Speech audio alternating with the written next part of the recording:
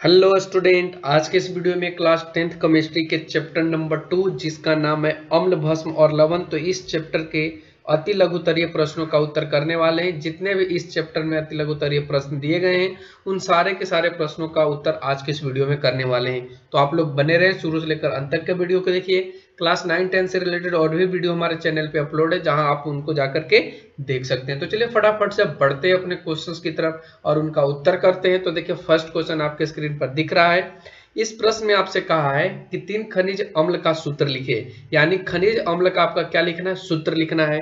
तो इस प्रश्न का उत्तर हो जाएगा खनिज अम्ल में फर्स्ट आपका HCl होगा, सेकंड में जो सूत्र होगा वो HNO3 और थर्ड का जो सूत्र हमने यहाँ पे लिखा है उसका नाम लिखा है H2SO4। तो इस तरीके से आपको यहाँ पे 3 खनिज अम्ल सूत्र का नाम लिखना था। अगला क्वेश्चन आता है कि एक कार्बनिक अम्ल का सूत्र लिखे, यानी सभी में आपको सूत्र लिखना है, फॉर्मूला लिखना है। तो इस प्रश्न का उत्तर हो जाएगा C2H6O3। ठीक है, C2H6O3 एक तरीके का एक कार्बनिक अम्ल है जिसका हमने सूत्र यहाँ पे आपको लिख दिया है। थर्ड क्वेश्चन में कहता है कि सिरका में कौन सा अम्ल पाया जाता है। तो सिरका में जो अम्ल पाया जाता है बच्चों वो आपका एसिटिक अम्ल पाया जाता है। कौन सा अम्ल पाया जाता है, तो आपका एसिटिक अम्ल पाया जाता है। अगला क्वेश्चन है क्वेश्चन नंबर 4 कि बैटरी अम्ल क्या है, यानी बैटरी अम्ल के बारे में आपको बताना है। तो इसका उत्तर हो जाएगा कि वैसा अम्ल जिसका उपयोग मोटर गाड़ियों के बैटरी में बैटरी अम्ल के रूप में होता है उसे हम लोग सल्फ्यूरिक अम्ल कहते हैं। जिसका अगर हम लोग सूत्र की बात करें तो सूत्र इसका होता है H2SO4। ध्यान रखेंगे, सल्फ्यूरिक अम्ल का होता है H2SO4। अगला जो क्वेश्चन है क्वेश्चन नंबर 5, इसमें कहता है कि अभिक्रिया का नाम बताएं जिसमें अम्ल तथा भस्म की अभिक्रिया से लवण तथा जल बनता है। तो इस प्रश्न का राइट आंसर हो जाएगा उदासीनीकरण। इस अभिक्रिया में क्या होता है, अम्ल और भस्म की अभिक्रिया से लवण और जल बनता है। ध्यान रखना, लवण और जल बनता है। अगला जो क्वेश्चन है क्वेश्चन नंबर 6, इसमें कहता है सामान्य लवण, अम्लीय लवण तथा भास्मिक लवण के एक एक उदाहरण आपको देना है। तो हमने यहाँ पे तीनों का अलग अलग नाम दिया है और अलग अलग से उसका सूत्र भी दिया है। तो देखिए यहाँ पे हमने उदाहरण में दिया सामान्य अम्ल का NaCl, फिर अम्लीय लवण का दिया NaHSO4 और भास्मिक लवण का दिया PbOH तो ये सभी आपका क्या है, अम्लीय जो सामान्य लवण है और अम्लीय लवण है और भास्मिक लवण है। इन तीनों का एक एक उदाहरण हमने यहाँ पे आपको दे दिया। अब बढ़ते हैं आगे क्वेश्चन नंबर 7, जिसमें कहता है कि CO2 का जलीय विलयन अम्लीय होता है या भास्मिक। तो इस प्रश्न का राइट आंसर हो जाएगा अम्लीय होता है CO2 का जलीय विलयन। अगला जो क्वेश्चन आता है क्वेश्चन नंबर 8, इसमें कहता है आपसे कि सोडियम कार्बोनेट की अभिक्रिया जब हाइड्रोक्लोरिक अम्ल से कराया जाता है तो कौन सी गैस निकलती है। तो इस क्वेश्चन का राइट आंसर हो जाएगा कार्बन डाइऑक्साइड, जिसको हम लोग CO2 के नाम से जानते हैं। क्वेश्चन नंबर 9 आता है कि NH4Cl के जलीय विलयन का लिटमस पत्र पर क्या प्रभाव पड़ता है। तो NH4Cl का जो जलीय विलयन लिटमस पत्र पर प्रभाव डालता है वो ये डालता है कि ये नीला लिटमस पत्र को लाल कर देता है। ये क्या करता है, ये नीला लिटमस पत्र को लाल कर देता है। अगला क्वेश्चन है कि किन्हीं 2 गृह निर्मित सूचकों के नाम बताइए। यहाँ पे आपको 2 सूचक के नाम बताना है जो घर में बनाए जाते हैं। तो इसका उत्तर हो जाएगा, एक तो आपका लाल गोभी का पत्ता है और सेकंड आपका हल्दी है। ये दोनों, हल्दी के यहाँ पे पत्ता भी बोल सकते हैं, हल्दी नहीं हल्दी के पत्ता ही बोल सकते हैं। ये दोनों ऐसा चीज है जो सूचक का काम करता है। अगला क्वेश्चन है क्वेश्चन नंबर 11, इसमें कहता है कि 2 रंगीन पदार्थ जिसको सूचक के नाम से जानते हैं वो नाम बताइए कि किसी अज्ञात द्रव के क्षारीय एवं अम्लीय प्रकृति को बताने में सक्षम हो। यानी वो दोनों जो सूचक है, जो वो दोनों जो पदार्थ है वो ये बता दे कि ये जो द्रव है वो क्षारीय है और जो अगला द्रव है वो अम्लीय है। ये बता देने का काम करे, उन 2 रंगीन पदार्थ का नाम आपको बताना है। तो इस प्रश्न का राइट आंसर हो जाएगा लिटमस का पत्र तथा मेथिल ऑरेंज। क्या क्या, लिटमस पत्र या मेथिल ऑरेंज। अगला जो क्वेश्चन आता है क्वेश्चन नंबर 12, इसमें आपसे कहता है कि किसी क्षार के लवण में धात्विक आयन नहीं होते हैं। किसी क्षार, किसी नहीं यहाँ पे होगा, थोड़ा सा ध्यान रखना, यहाँ पे किस होगा, किस क्षार के लवण में धात्विक आयन नहीं होते हैं। तो इसका राइट आंसर हो जाएगा अधात्विक ऑक्साइड, और उसका एग्जाम्पल हमने यहाँ पे दिया है NaOH। ध्यान रखना क्या दिया है, NaOH। ठीक है, अब बढ़ते आगे क्वेश्चन नंबर 13। इसमें कहता है कि निम्नलिखित अभिक्रिया को पूरा करिए। अभिक्रिया आपको दिया है और यहाँ पे आपको पूरा करना है कि यहाँ पे क्या क्या लिखा जाएगा। जैसे कि दिया है Zn plus H2SO4, Zn plus H2SO4। तो इसका किस तरीके से आप बनाएंगे, तो यहाँ पे इसको बना लेंगे ZnSO4 प्लस H2। ठीक है, ZnSO4 प्लस H2। उसके बाद Fe plus 2HCl, Fe plus 2HCl को आप कैसे बनाएंगे, तो यहाँ पे इसको बना लेंगे FeCl2 प्लस H2, और ये दोनों क्या करेगा, ऊपर की ओर जाएगा, ये गैस है तो ये वायुमंडल में चला जाएगा। अब बढ़ते हैं आगे के क्वेश्चन को।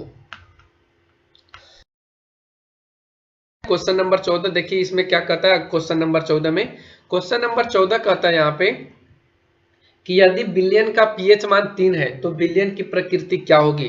तो आप सभी को पता होगा कि जब विलयन का मान 7 से कम होता है तो उसको हम लोग अम्लीय बोलते हैं, 7 के बराबर हो तो उसको हम लोग उदासीन बोलते हैं।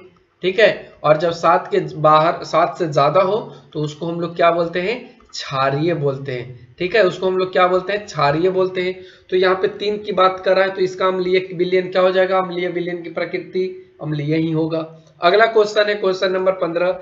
इसमें कहता है कि पीएच मान 6 तथा पीएच मान 2 वाले विलयन में अधिक अम्लीय कौन होगा। तो हम आपको बता दें कि जितना अम्लीय होगा अधिक, उसका पीएच मान कम होगा, यानी जितना कम उतना अधिक अम्लीय, और जितना पीएच मान ज्यादा उतना अम्लीय जो मान होगा वो क्या होगा, अम्लीय वो क्या होगा, मतलब अम्ल कम होगा, खट्टा कम होगा। ठीक है, तो अम्लीय यहाँ पे कौन सा हो जाएगा, पीएच मान 2 वाले। ध्यान रखना पीएच मान 2 वाले जो होंगे वो आपका क्या होंगे, अधिक क्या होंगे, अम्लीय होंगे। ध्यान रखना। ठीक है, अब बढ़ते आगे के क्वेश्चन नंबर 16 कहता है क्या पीएच मान 8 वाले विलयन जल से अधिक भास्मिक होंगे। तो इस प्रश्न का राइट आंसर हो जाएगा कि हाँ, क्योंकि पीएच मान 7 से अधिक होने वाले विलयन जो है वो भास्मिक या क्षारीय होते हैं। ध्यान रखना, कहता है क्या पीएच मान 8 वाले विलयन जल से अधिक भास्मिक होंगे। तो हाँ, क्योंकि 7 जो होता है वो जल का होता है, और 7 से ज्यादा जैसे ही बढ़ेगा तो वो क्या होगा, क्षारीय बन जाएगा। अगला क्वेश्चन आता है क्वेश्चन नंबर 19, जिसमें कहता है क्वेश्चन नंबर 17 है आपका। क्वेश्चन नंबर 17 कहता है कि निम्नांकित में अम्लीय लवण, भास्मिक लवण तथा उदासीन लवण को चुनिए। यानी आपको यहाँ पे बताना है कि कौन सा अम्लीय है और वो अम्लीय में, और कौन सा भास्मिक है वो भी भस्म में, और कौन सा उदासीन है वो भी लवण में। तो इसका क्या हो जाएगा, अम्लीय में अम्लीय जो लवण होगा वो होगा NaHCO3, उदासीन जो लवण होगा वो NaCl होगा, और भास्मिक जो लवण होगा वो MgOHCl होगा। तो ध्यान रखना। अगला जो क्वेश्चन आता है क्वेश्चन नंबर 18, इसमें आपसे पूछा है कि निम्नलिखित अभिक्रिया को पूरा कीजिए। फिर से आपको अभिक्रिया को पूरा करना है, जिसमें एक का उत्तर हमने लिखा है, एक का उत्तर आपके लिए छोड़ दिया है। ठीक है, अगर आप लोगों से नहीं बनता है तो कमेंट में बताइए, इस प्रश्न का उत्तर भी आपको हम करा देंगे। अगला जो क्वेश्चन आता है कि जस्ता तथा तनु हाइड्रोक्लोरिक अम्ल की अभिक्रिया में अम्ल का कौन सा तत्व धातु से विस्थापित होता है। ये क्वेश्चन नंबर आपका 19 है। इसमें जस्ता तथा तनु हाइड्रोक्लोरिक अम्ल की अभिक्रिया कराना है और पता करना है कि ये कौन सा तत्व धातु से विस्थापित हो जाता है। तो देखिए इस प्रश्न का राइट आंसर है हाइड्रोजन। क्या होता है, हाइड्रोजन। अब बढ़ते आगे के क्वेश्चंस पे। अगला जो क्वेश्चन हम लोगों का आता है, कहता है 20 नंबर की एक सूचक का नाम बताएं जो विलयनों में विभिन्न हाइड्रोजन आयन यानी H+ की सांद्रता के स्तर को बताने में सक्षम होता है। तो इसको आप लिटमस पत्र कह सकते हैं या हल्दी के पत्ते। ठीक है, ये हल्दी के पत्ते इसका सूचक है, या लिटमस पत्र तो कह सकते हैं आप। अगला जो क्वेश्चन आता है 21 नंबर, इसमें कहता है कि प्रयोगशाला में निर्मित एक गैस जल में घुलनशील है, इसके जलीय विलयन में फिनोल्फेनिन, देखिए यहाँ पे इसको थोड़ा सा ढंग से पढ़ना। फिनोल्फेथिलीन, क्या पढ़ेंगे? फिनोल्फेथिलीन, क्या पढ़ेंगे? फिनोल्फेथिलीन। सूचक का एक बूंद डालने से विलयन का रंग गुलाबी हो जाता है, तो विलयन किस प्रकृति का है? तो यहाँ पे बताना है कि वो जो विलयन होगा वो विलयन क्षारीय होगा। कौन सा विलयन होगा? क्षारीय विलयन होगा। अगला क्वेश्चन नंबर 22 है, इसमें आपसे पूछा है कि रवाकरण जल की अवस्था में, रवाकरण जल की अवस्था में वॉशिंग सोडा, जिसको हम लोग धोने का सोडा के नाम से भी जानते हैं, एवं तुतिया का रासायनिक सूत्र बताइए। तो आपको यहाँ पे बताना है। तो उत्तर में क्या हो जाएगा? धोने का सोडा का क्या लिखेंगे हम लोग? Na2CO3 into 10H2O। क्या लिखेंगे यहाँ पे? Na2CO3 into 10H2O। तुतिया का हम लोग क्या लिखेंगे? इसका लिखेंगे CuSO4 इंटू 5H2O। तो इस तरीके से आपको दोनों का आंसर लिख देना था, दोनों का रासायनिक सूत्र बताना था। अगला जो क्वेश्चन आता है 23 नंबर, इसमें आपसे पूछा है क्या होता है जब तनु सल्फ्यूरिक अम्ल को ठोस सोडियम कार्बोनेट से मिलाते हैं या ठोस सोडियम कार्बोनेट में मिलाते हैं? तो इस प्रश्न का राइट आंसर होगा कि जब हम तनु सल्फ्यूरिक अम्ल को ठोस सोडियम कार्बोनेट के साथ मिलाते हैं तो उसमें हमको सोडियम सल्फेट मिलता है, जल मिलता है और कार्बन डाइऑक्साइड गैस मिलता है। यहाँ पे हमने अभिक्रिया को भी दिखा दिया है, जिसमें H2SO4 है वो Na2CO3 के साथ अभिक्रिया कर रहा है, तो NaSO4 बना रहा है प्लस H2O बना रहा है प्लस CO2 गैस बना रहा है। तो इस तरीके से आपका क्वेश्चन नंबर 23 कंप्लीट होता है। अब बढ़ते हैं आगे क्वेश्चन नंबर 24, जिसमें कहता है कि किस विलयन में हाइड्रोजन प्लस जलीय, जिसको हम लोग बोलते हैं हाइड्रोजन प्लस को जलीय आयनों की सांद्रता बढ़ाने पर उस विलयन के पीएच मान पर क्या प्रभाव पड़ता है? तो इस प्रश्न का ये उत्तर होगा कि पीएच का मान में कमी आ जाएगा, अर्थात वो अम्लीय बन जाएगा। तो इस तरीके से हमने आपको इस चैप्टर के 1 से लेकर के 24 जो क्वेश्चन दिए गए थे उन सारे के सारे प्रश्नों का उत्तर करा दिया। तो आप लोगों को ये वीडियो कैसा लगा कमेंट सेक्शन में कमेंट करके जरूर बताइएगा। Thanks for watching, take care, bye bye.